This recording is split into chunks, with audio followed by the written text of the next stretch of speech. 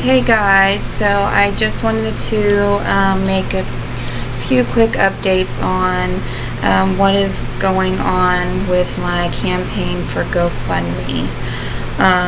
There has been some things being said about myself that are not true. And it's all coming from the fact that my ex-husband and his girlfriend caught wind of my campaign to raise money for a lawyer to have him held accountable for the things he should have been held accountable for a long time ago. Starting with things she has posted on my GoFundMe page. She has shared it, but she also included what she wanted to say. I had a few friends screenshot the things that were said, and I just want to go over those to explain exactly what they entail and explain to you exactly what all of this means. She says, "Nobody send this woman money. None of this is even close to true. The only part that is true is her car did recently catch on fire. She is a conniving liar. She recently told a 6-year-old to tell her dad to sign over rights, like she's old enough to even understand the meaning."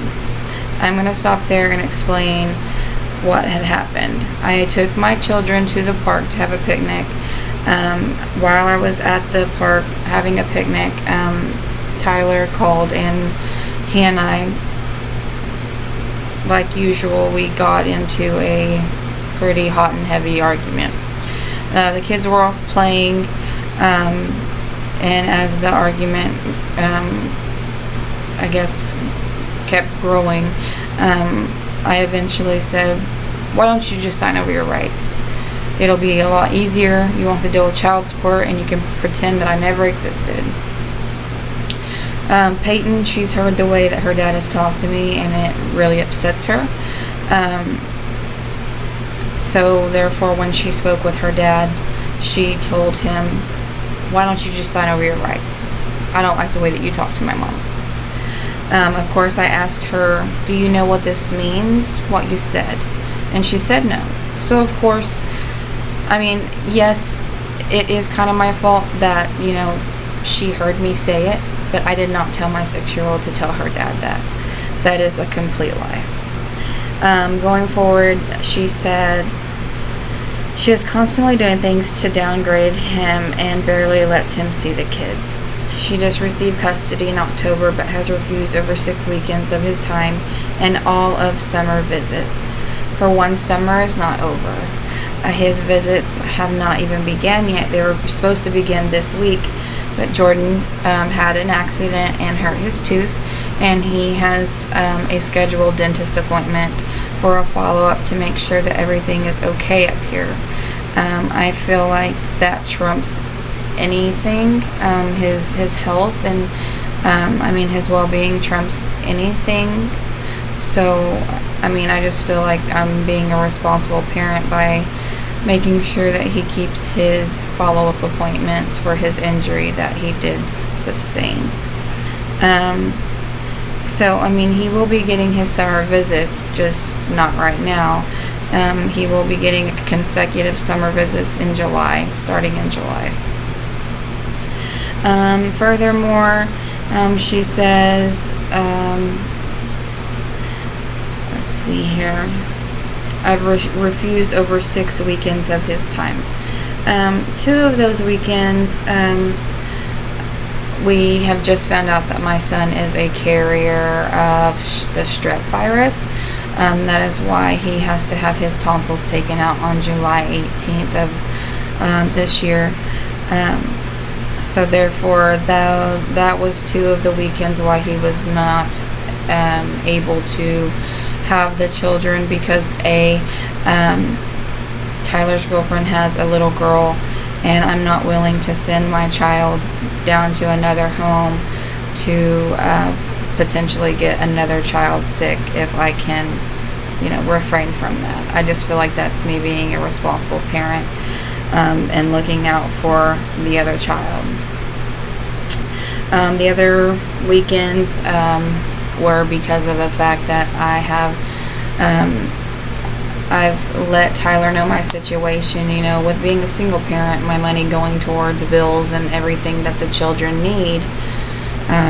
It's kind of hard to gather up the money to have the gas money to drive down halfway to Caney, Kansas and back, to meet him to exchange the children. So,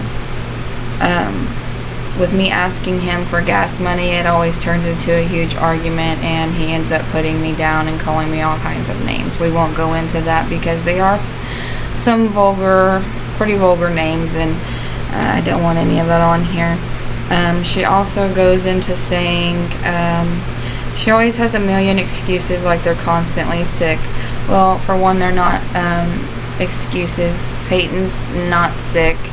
It's Jordan that is constantly sick, and it is due to the fact that he is a carrier of the strep virus. So he's getting that taken care of on July 18th.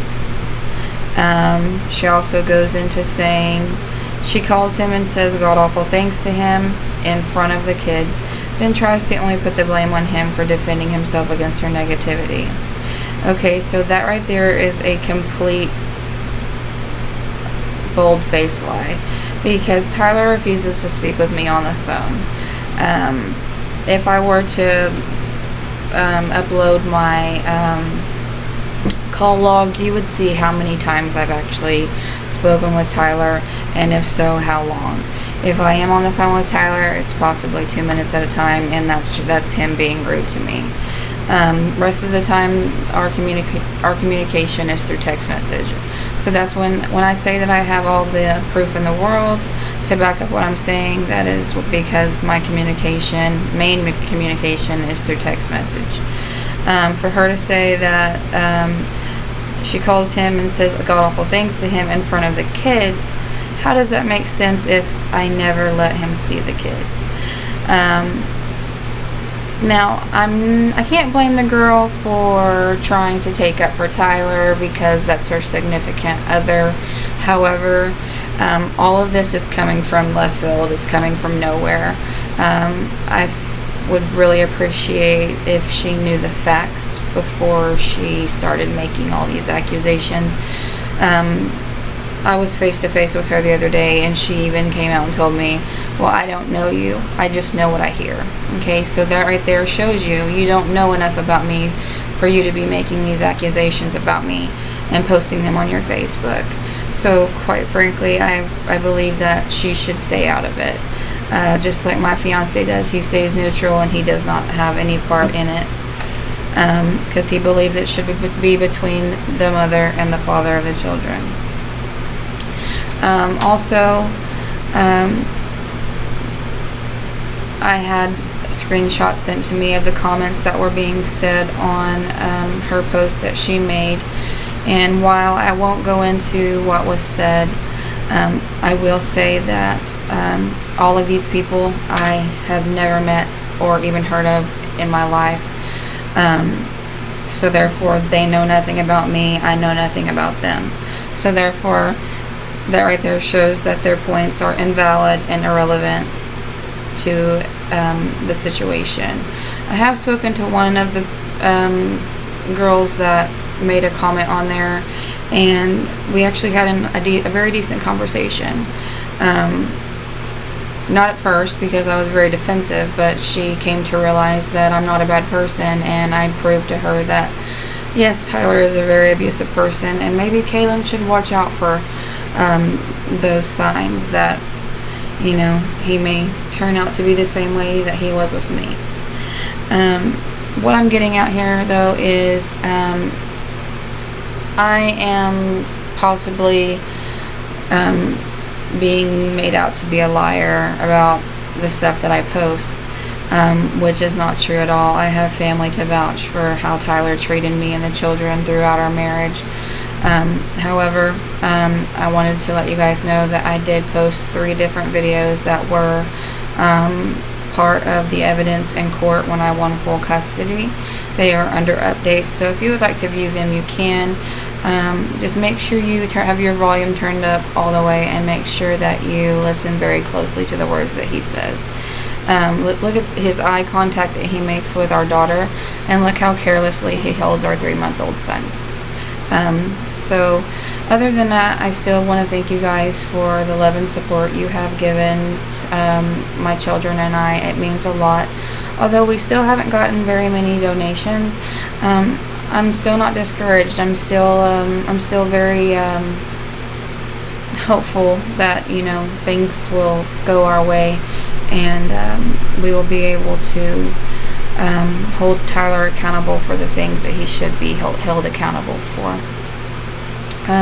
With that being said, guys, my children and I want to thank you for everything, for the love and support, donations, all of that.